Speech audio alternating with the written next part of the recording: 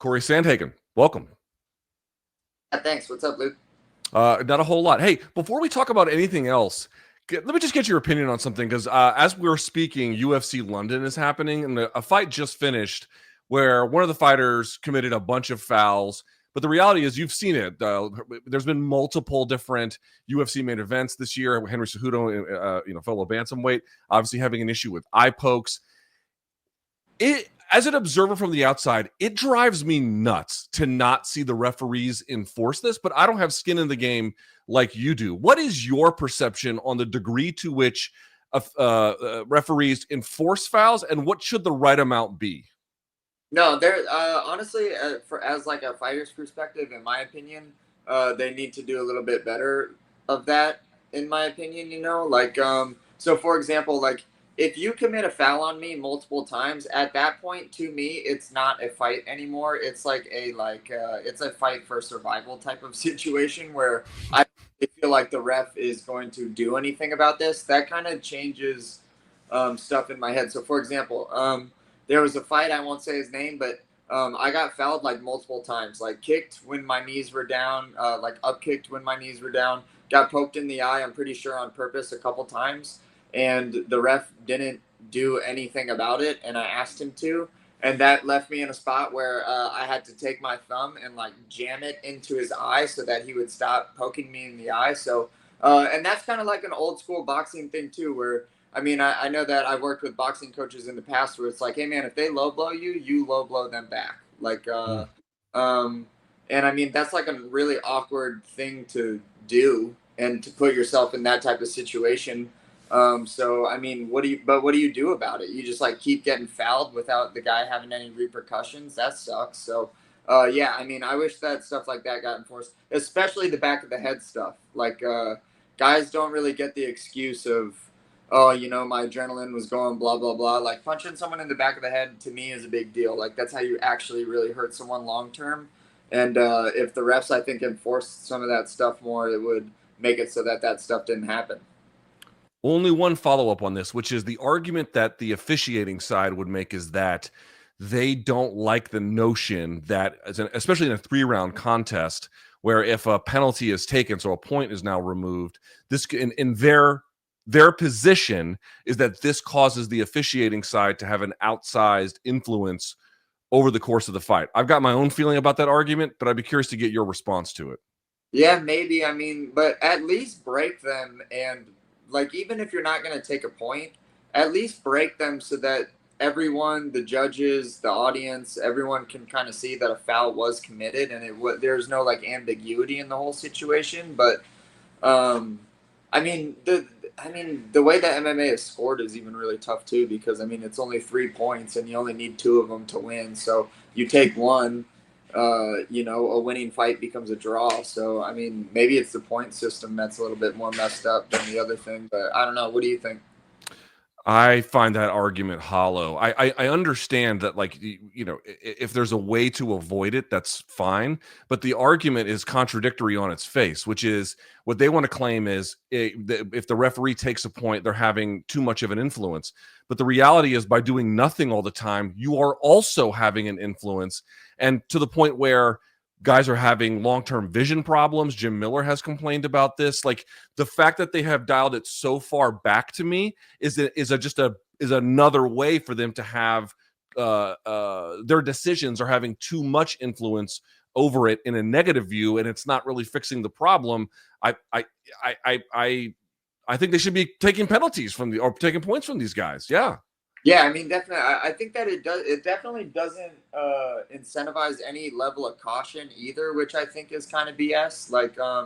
You have to incentivize people to actually follow the rules if you want them to follow the rules. So unless you kind of crack down on stuff a little bit, and I don't know that it's like some fights obviously are tough to watch in that regard. Most of them maybe not, but the ones where it's like happening over and over and over again, you got to do something about it. I mean, but MMA fighters joke about it all the time. Like, we joke about it all the time in the gym, where it's like, hey man, you got to kick him in the nuts a couple times, we joke about it just because the rule is just like so unenforced. Right. All right. With that being said, I want to talk about the Figueiredo fight, a headlining contest, a really important one. Two top 5 guys here, and obviously Figueiredo, a former champion. Before we get to that, I have actually not had a chance to really talk about with you the Nurmagomedov fight. Now that you've had some time to process it and then now pivot forward into this one, what was your biggest takeaway from that fight, the Nurmagomedov fight? Yeah, my biggest takeaway I think was I think what lost me the fight is frustration. I just kind of got a little bit too frustrated with myself when I should have been a little bit more positive in my head. You know, it was kind of like one of those mental mistakes that I feel like I made. Like Umar was hard to find to hit him in the face, you know, and I knew that the like my game plan was to defend the shots when he does take me down, get up, and then I knew that the point scoring would be fairly close because Umar is kind of a nipping type of striker, anyways. So the way that I'm going to win is by keeping all of that very even and then landing the more significant shots. But after the first round, which I won, I think on one or two of the scorecards, um, I kind of went away from that strategy because the one piece of the strategy, which was hit him significantly to make it so that it wasn't an even like close split decision fight, which I've lost a couple of them and it sucks. The way that I would not have that happen is by hitting him significantly, but then that made me overcompensate by trying to do that too much, and then that made me frustrated, and it kind of just snowballed down from there. So, I mean, I took some good things away. You know, like I gained a lot of confidence in the way that I can wrestle defensively, so that makes me feel good. But I also feel like it was kind of frustration that I feel like lost me the fight, and I could have done a lot better job of just running a game plan that is the one that I typically run instead of veering away from something because I had lost a couple split decisions in the past. I knew that I was in Abu Dhabi, so I might not get the nod if it was a close fight. And just kind of things like that were swirling around in my head a little bit. So, yeah, I wish that I could kind of go back and be less frustrated in the fight and fight the entire fight like how I fought the first round. But yeah, I mean, good and bad. That's how it goes. You know what's interesting? Obviously, you have a decorated record. You've got some phenomenal wins and some great performances. But if I may, and I don't know if this is perhaps you disagree, I still don't think I've seen the best of you yet. We've seen flashes, obviously, and again, there's comprehensively, it's a good resume. But does that make sense? Like, I feel like there's another gear, or maybe even perhaps two that you could hit. Maybe this is the one that will do it, where like the full breadth of everything you've been working on sort of comes to fruition in a single night. Am I out of line for that? No, I think that that's fair. I think that another piece of it too, man. I won't really go into the details because I don't want to hurt anyone's feelings or anything. But for a really long time in my camps, I was like the quarterback of the whole thing, and I was kind of micromanaging like a lot of the camp that I was doing. And one piece that's kind of like my personality is to be kind of overwatchy and be all of that. But then two, I think that I was kind of in a position where I had to do that a little bit. And now I feel like I have a team where I can kind of surrender a lot of that stuff to. Trevor being like the most notable change in a lot of that stuff. But before the Umar fight, that was kind of when me and Trevor first kind of began working together. So now that I've kind of surrendered that over to Trevor, where I'm like, hey, Trevor, like a lot of the stuff that you said going into the Umar fight that I just had like a guard up just because that's how I kind of operate. Unfortunately, for all the good and the bad of that, but I kind of had a guard up a little bit, and now I'm realizing like, oh, Trevor is a guy that I can trust to just do what he says without needing a ton of explanation or a ton of trust or whatever. And then Carrington Banks also being the same way, and Ryan Hall, of course, being the same way too. The only problem is in the grappling department. That's where I know the least. In the striking, I felt a bit of an ego where I knew a lot of stuff in that area. So so I think that the biggest change for me, anyways, and I think what you're describing is there's still a lot on the plate for me to learn and to get better at. I think that Trevor, in the last like 9 months, that me and him have been working our asses off to make me better and make sure that I still become a champion. I think that that's going to fill a lot of what you're describing because I feel like in the last 9 months I've gotten way, way better by just not having the pressure of having to oversee my camps anymore because Trevor and Banks are kind of doing that for me now. So yeah, I know what you're describing and I think that you're right. And yeah, I kind of learned slow, but when I get things, I feel like I get things, but until I understand things, I might as well be a newbie. I don't think you're slow. I just think dude, you're in the toughest division that there is. Certainly one of them. It's really really difficult to do well there, even as skilled as somebody like you. You know what I mean? Like it's just tough. If I made a follow up on that though, um, was there a was it just the result of the Umar fight? What was the turning point where you were able to, or was there a single moment that enabled you to say, okay, I can surrender to him these decision making processes. Like I can let him take care of it, or was it like this gradual kind of thing? What was the impetus? Just the result of the fight itself? No, it was a couple things. One of them was the fight. One of them, when I watched it back, I was like, oh, I should have done what Trevor kind of tried to get me to learn in that time. But I, like I said, had a guard up, was maybe a little bit stubborn. It was that, but that honestly was kind of the smaller pieces. The biggest thing that I've noticed is because now I'm coaching two professional guys that have, and coaching a professional guy is much different than an amateur guy. It's just like a lot more responsibility. So um, I'm actually at the Fury fights this weekend coaching one of them. His name's Connor Owens. The other one is Elias Rodriguez. Both of them very good fighters. But I noticed that as I'm trying to teach them some stuff, I can see when their guard is up and how difficult it is for them to try to hear me when their guard is up, and how if they just didn't have that guard up, it would be 1,000 times easier for them to get better. Because I see ourselves and our opponents as people where we can never get like a clear perspective on. Like I never get to understand how people view me like fully. I think that would be a cool thing if people could do that. But and I don't know how many of us wish that we could do that, but I certainly wish that I understood how people viewed me. But you never really get that. I think it's the same thing with your opponent and your fighting as well. Like an outside perspective gets to shed a lot of light on you, and you never get to see your opponent like how other people see their opponents. Like I don't know how many times I've walked through the gym and been like, why are you scared of that guy? You're like 1,000 times better than that person. But you just have like a close, weird energy relationship with the person to where you just literally can't see them uh, from a realistic standpoint. So I started seeing that those guys were doing that to me, and I was like, whoa, this is not helpful at all. I need to eliminate this from myself too. So that was also a big piece of it. And then also just I think that trust takes a lot of time, and I'm not a guy that I'm like a little bit quieter. Most of the things that I feel like most people that I know really well, I watch more than I talk to them, and so it takes a long time for me to like evaluate someone, and yeah, my evaluation of Trevor is that he's trustworthy, but it took Hmm. me. Fair enough. All right, let's talk about this opponent, Deiveson Figueiredo. On the one hand, he's got clear deficiencies that I think you're going to be able to take obvious advantage of. Another one, he's obviously a really strong grappler. To what extent is he, in your mind, reminiscent or similar to any previous opponent you have faced? Yeah, sure. I mean, I think that he's similar in the sense that each fighter kind of has their strategy of how they win or the way that they win. Like mine is movement, don't get hit, outpoint the person, and if they screw up, like hit them hard.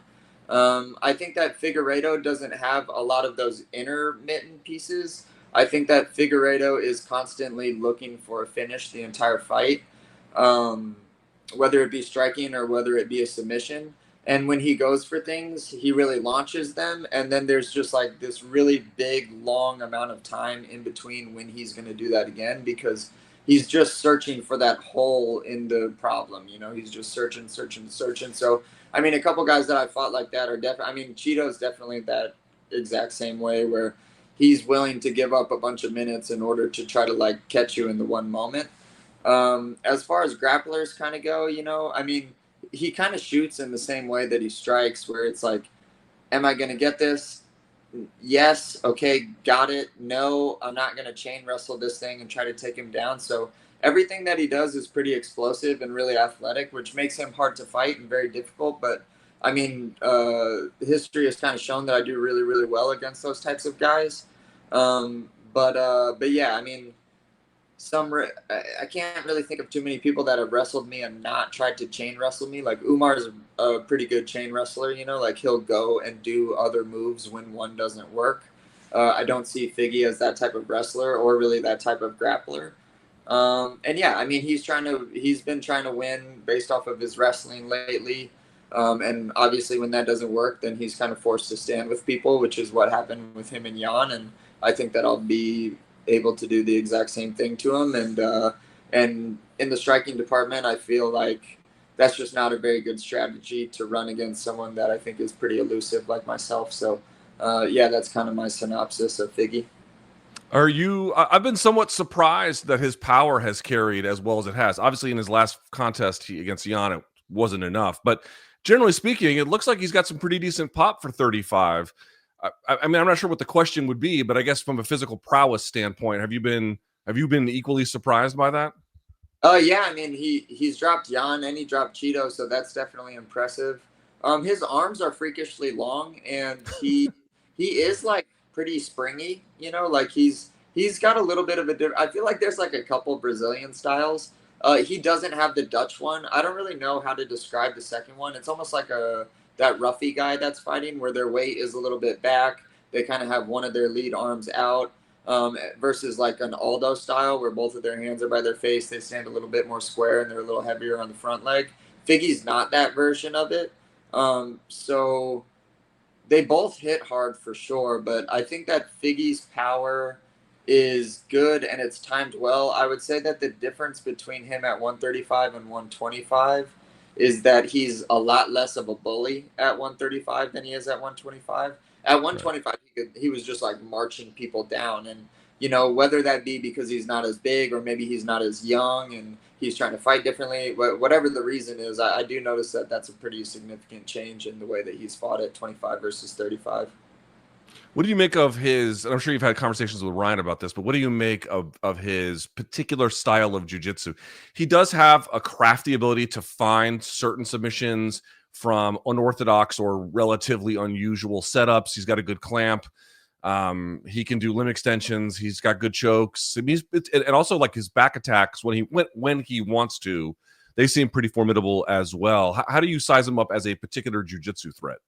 Yeah, I mean, I think he's really crafty. I think that that's what he is, though, is he's a jiu-jitsu threat.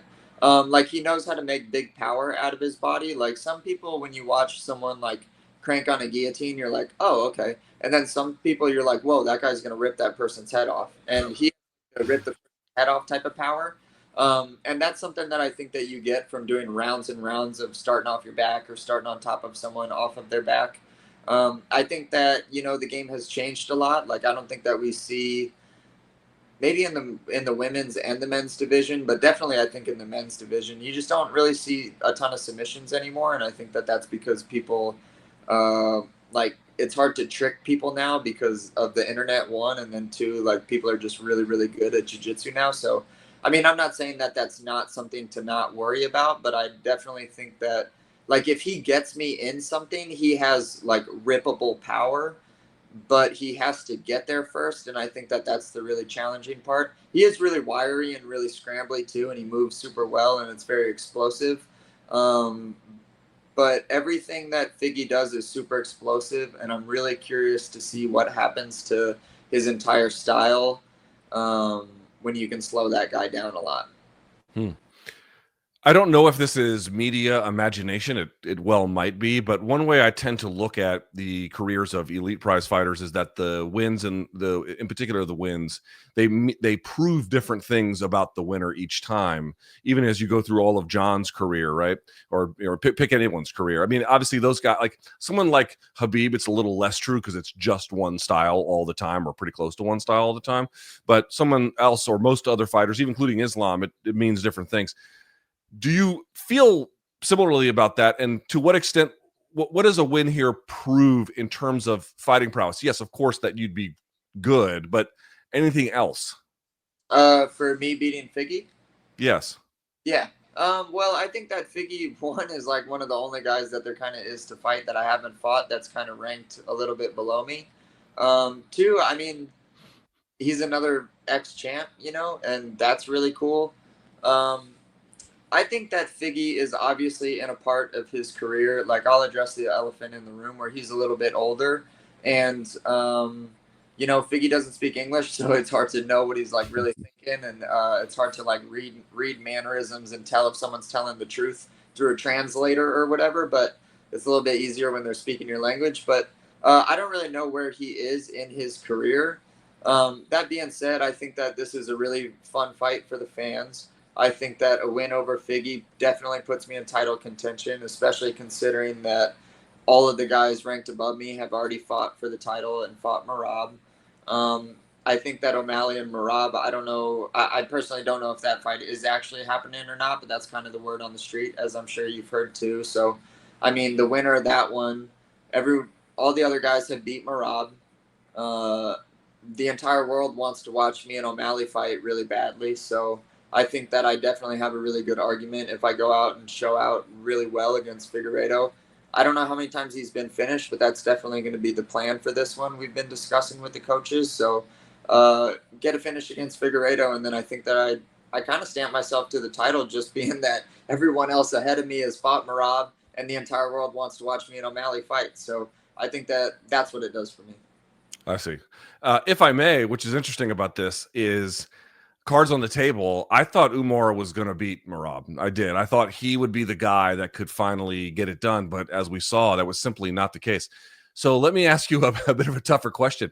How the hell does somebody at 135 beat Merab? I would love to know what a real plan looks like. Yeah. Um, yeah, a real plan. That's funny. Well, here's what I mean. Like, it's yeah. not, you can pinpoint like who's a better striker, who's even a better wrestler to a degree, who's a better whatever. Merab is not at the top of that list at bantamweight. He's just not, like, by category. He's not the best, but he just has this cardio that paves over everything over time, especially in these 5-round bouts.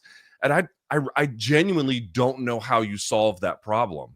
Yeah, I think that a real solution to that problem is, all right. So the more that you move your feet, the more tired that you're going to get typically, especially if the movement is backwards, just because we don't do that as often. So Umar moved backwards really well against Merab, and he wrestled Merab really well, and was striking with Merab until he got tired.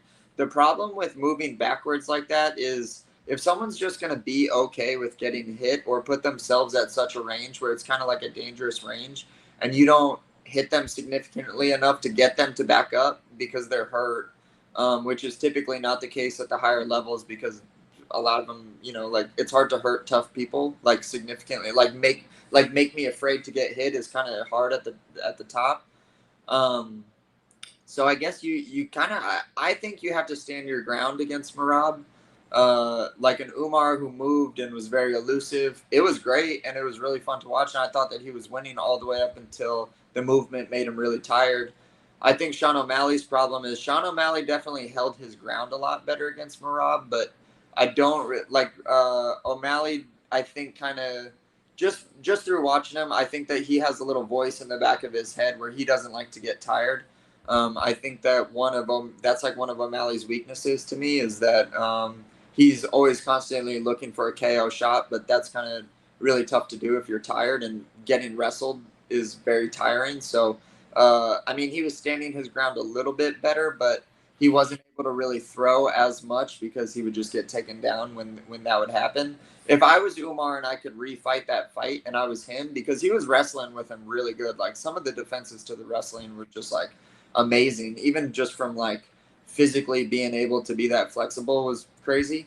I would say to him, I would say, hey man, like, quit being so jumpy, like, stand in the middle of the cage. When Merab backs you up, circle yourself back, get to the middle of the cage again, and then, like, don't run from him, and like hit him when he comes in, and make your movements a lot smaller, because it is all of that footwork that really tires people out.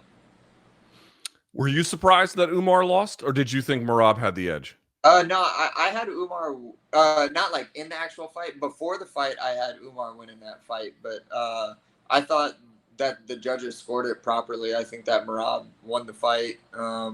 I think that it was definitely really close, and hats off to both of them because they fought super awesome. But I think it kind of came down to that last round, and Umar showed up for the last round even though he was really tired. But in like the last 3 minutes, Merab's conditioning just like paid off, and I don't know, man. I don't know what the hell you do with that. I guess you just kind of like turn it into you either try to set a pace that you can hold, or you just don't get as tired, and not getting as tired means not moving your feet as much. See, that's the thing for me is when people were like, "Oh, well, Umar gassed. He should have been in better shape," and I'm like, That's not it. Umar was in fine shape. I mean, to the point that you make, maybe he didn't manage his resources via the way in which he fought. Like he spent everything up front and then faded on the backstretch. Okay, fine. But like part of the problem in facing a guy like Merab, again, it's not so much like, are you better technically? Yeah, like a lot of guys are better technically. It's that people like you can only get so in shape. There's a point where you kind of max out on that, and you have to just kind of live with where that is, and then apportion the skills from there. Is that like? Don't you feel like that's a fair assessment?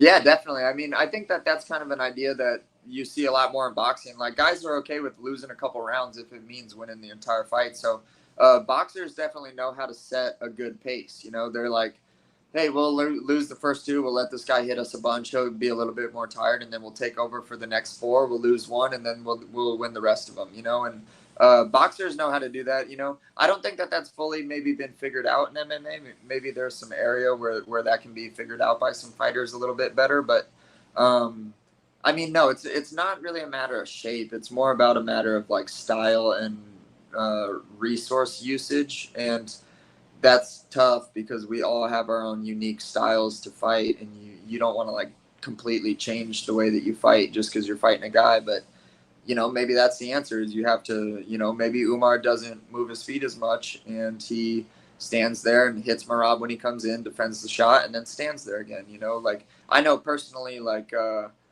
I have some really big wrestlers, like not really big, but like some strong ass 55ers that try to wrestle me.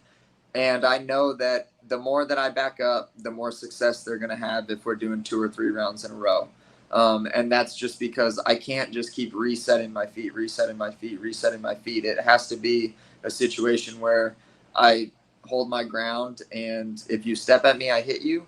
And if you shoot, then I defend, and then we just keep running that over and over and over again. The problem is as a striker who, you know, the points are decided by who hits who more. You get hit a little bit more running that strategy, but I think that that's how you beat those like just pressy wrestler guys.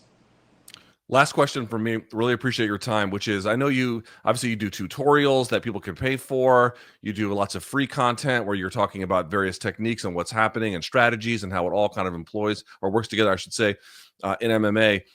Are you noticing any current trend in any portion of the MMA game, an interesting development that's newer that some of the better guys are starting to employ that is an iteration on a building off of like the next set of how should I say it, meta in MMA, the next set of what's going to be the latest development or perhaps even trend? Sure, yeah, definitely. I would say that my style trend is going away a little bit. I think that, and I'm going away from it a little bit too. Um, I think that like the flashy movement, like pick people apart. Like if you take, for example, like a fight that I watched closely because I thought it was a great fight was Toporia's brother and the Volkanovski's guy. Mm-hmm. That was a really good example of like what I would call like a floating fighter or someone that doesn't connect themselves to the floor versus a guy that stays rooted on the floor and is always ready to hit. And I think that the floaty guy is gonna kind of go away a little bit. You know, like the floaty guy gets away with some stuff, but I feel like now guys are getting really good at finishing people, and um, pressure is killing people, I think, a little bit more than maybe it used to, or maybe I'm projecting because this is the direction that I'm trying to go in, just because I'm seeing a lot of benefits in being that way. But um, I think that like being more grounded, being more rooted, um, is going to be the way to beat a lot of people. If you look at Pereira, for example, losing against Ankalaev, you could, I guess, use this as an example where Pereira didn't really get to set. Pereira's always a little floaty, but he didn't really get to like move forward, set his feet when someone throws at him, and then punch back. the whole time he was kind of had to be floaty, moving back, and he never really got to connect to the floor. So I would say that I think that people are going to start trending towards a lot less movement and connecting to the floor just as the sport gets better. I've kind of found that that's like a little bit of a better way to do things, and definitely more energy efficient and all of that too. So Fair enough. A little more, a little Bud Crawfordy. He's very rooted to the floor, very balanced. You know, makes good decisions all the time. Obviously, different sport. I get it. well, a lot of boxers are, but dude, there's such a utility in that too. You know, like there's such a utility, and it's not super hard to kick from that type of stance either. So I think that like a Taporia style is going to be a little bit more of how people fight, where it's going to look a little bit more like boxing, and a little bit less like bouncy taekwondo. So a little more Izzy, a little less Whitaker, something like that. Something maybe, but maybe I'm fucking completely wrong. I think that I actually might be completely wrong about that. Who knows? Because MVP and shit, those guys make that shit work. So, yeah, I'm definitely projecting on that answer because I didn't have a good one for you. You know what? You still could be right. We'll pay attention to it just the same. May 3rd. Cory Sandhagen takes on Deiveson Figueiredo. This will be at the Wells Fargo Arena in Des Moines, Iowa. It's the headlining contest. As always, Cory, thank you so much for your time, and we can't wait to see you fight on May 3rd. Right on. Thanks, Luke.